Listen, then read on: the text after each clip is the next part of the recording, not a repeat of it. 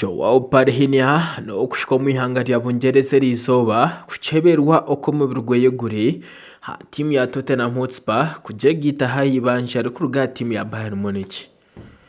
Palhinha w'imyaka 3 y'ubukuru akigita Bayern Munich ku ruga mu timu ya Fulham aba millions pounds anana mushajire mitwaro 20 umwaka gw'2024 kandi kuyihobwo atandikire misano mukaga yonka hatimweje.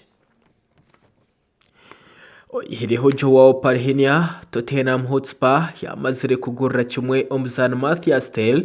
birari ahibanje ku ruga timu ya Bayern Munich kandi bamazire no kugura Mohamed Kudus omukatara kakenye na kuturumu.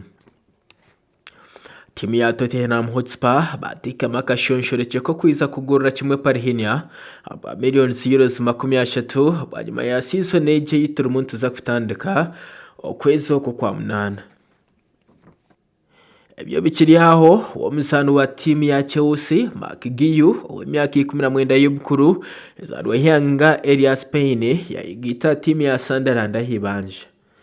Mark Guiu akigita timu ya Chelsea ari ku rugo mu timu ya Barcelona bwa millions euros mukaga kandi kwiha yabegitaho akaburo buhire buhindi bwo kuzanira timu eje mu gikopo cya Premier kandi ubwahati timu ya Chelsea yamazire no kugura abandi batebe Kariam Delapo na Joao Pedro otiriho musan Jamie Gaitens kandi Mark Guiu na gita abandi bazana basaba timu ya Sunderland abari mu Grant Xhaka, Habib Diallo, Simon Adingra na Enzo Life otiriho abandi bazana